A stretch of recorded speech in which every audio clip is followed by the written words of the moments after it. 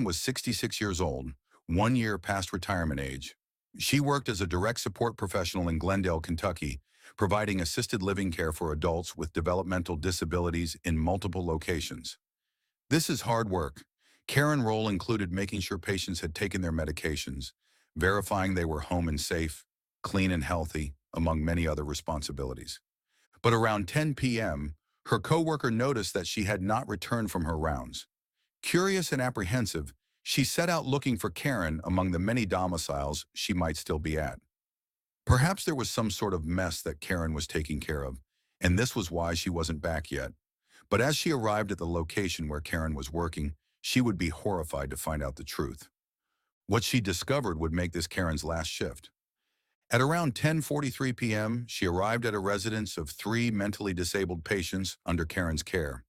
Inside the house, her co-worker found Karen on the floor, completely unresponsive.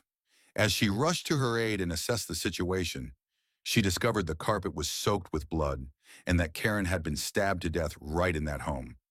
Authorities were called and the scene assessed. There was not enough evidence to determine what happened with any degree of certainty, but authorities believe the fatal injuries were inflicted by one of the 3 residents under Karen's care. If so, the exact events leading up to her death are still unclear. Whether there were signs of escalating behavior, whether Karen was alone in the room, whether she had access to a distress call system, we may never know. But what is clear is that she was left vulnerable in an environment that carried real risks. OSHA investigated the facility and cited the employer for a series of administrative and biological hazards. As you'll see, none of their findings found any fault with Karen's actual death. First, the facility failed to maintain injury records and provide them when asked. This usually means that they never created them. Second, they were also in violation of hepatitis B regulations, indicating deeper issues with infection control and staff protections. All workers who could be exposed to bodily fluids require their employer to make it available if the worker wants it. What's most notable is what wasn't cited.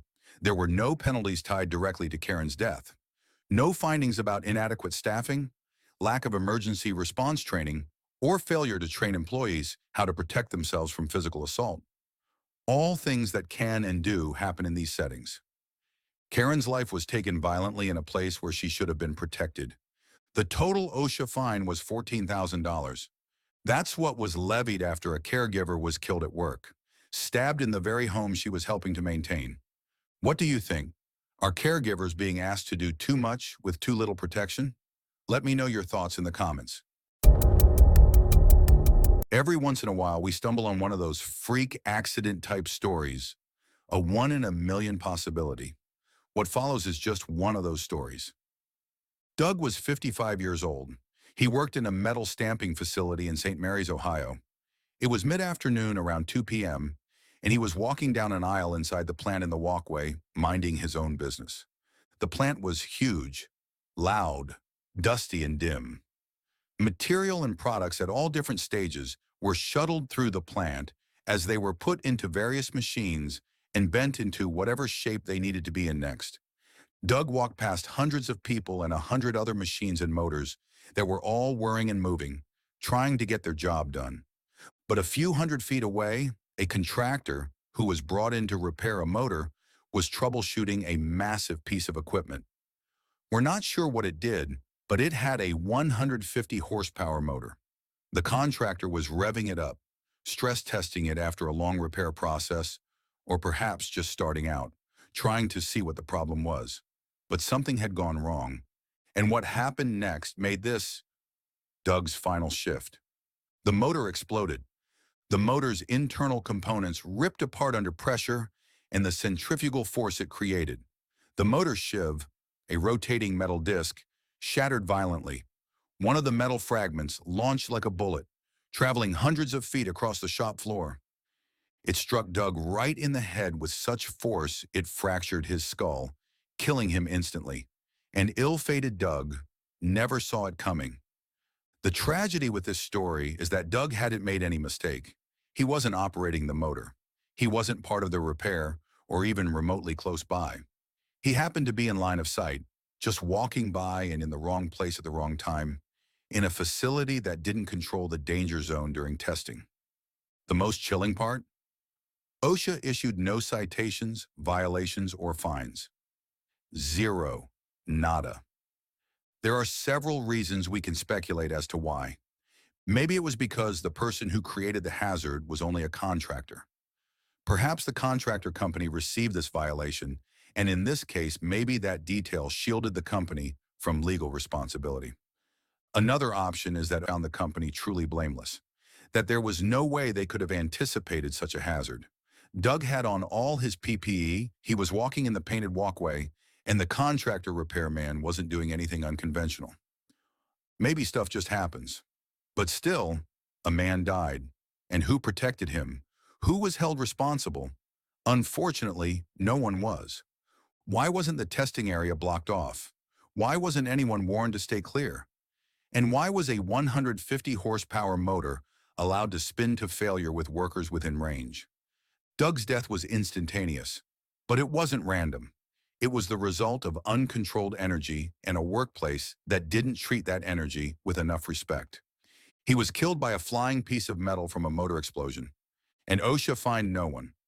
Do you think that's acceptable? What would you do? Let me know in the comments. Luis was 39 years old. He was working alongside an interstate highway in Bourne, Texas, picking up trash as part of a road maintenance crew. It was late morning, and the sun was up just enough to shoot directly into your eyes from almost every angle. The traffic flow was regular and steady, and Luis and his crew needed to pay close attention to do the job safely. Luis was wearing a cowboy hat instead of the classic hard hat that road crews are known to wear. It was Texas after all, and a cowboy hat wasn't particularly out of place. It was certainly better at keeping the harsh morning sun out of his eyes than the stubby brim a hard hat would give. Luis was simply walking alongside the road when a normal but specific event occurred that would make this Luis's last shift. A gust of wind caught the wide brim of his cowboy hat and tossed it into the road. Instinctively and without a thought, Luis rushed after it, dashing right into the middle of the road. What happened next would shut down the highway for the next few hours. As Luis moved into traffic to grab his hat, an oncoming truck and trailer struck him full on. The impact was fatal. The randomness of it all is hard to absorb. An innocent gust of wind, a single series of steps, and then he was gone. But while the moment itself proved fatal, the independent conditions that made it up were not. The first serious violation the roadwork company got was a failure to provide the proper personal protective equipment for work in high-traffic areas. Hard hats are usually designed to protect against an impact from overhead, and alongside a highway, debris and rocks can come flying at high speeds, kicked up by tires. The company might argue that there were no overhead hazards, but in this situation, the cowboy hat he wore, and was allowed to keep wearing by his boss, was susceptible to the environmental wind conditions, which eventually drove Luis headfirst into traffic when it blew off his head. The second general violation the roadwork company received was a failure to create a hazard analysis for the job. There were no specific hazards identified and therefore no controls in place to correct them. It might be obvious to us after the fact that oncoming traffic is hazardous, but if it's not in writing or trained, then how can the boss know that the workers are aware of the hazards? The hazard cause and effect chain here wouldn't have been assigning him a hard hat to block falling items, but rather acknowledging that a wide brim hat may be pushed or pulled in the highway wind, and that, by itself, had the potential to create a chaotic situation for Luis. OSHA fined the roadwork company a total of $5,400 for these two violations. Sometimes the workplace hazards are harder to identify than we might think, and only appear common sense after the fact. That certainly proved true to both Luis and the company that employed him. What do you think? Is this a tragic accident or a predictable outcome in an unsafe system? Let me know down below.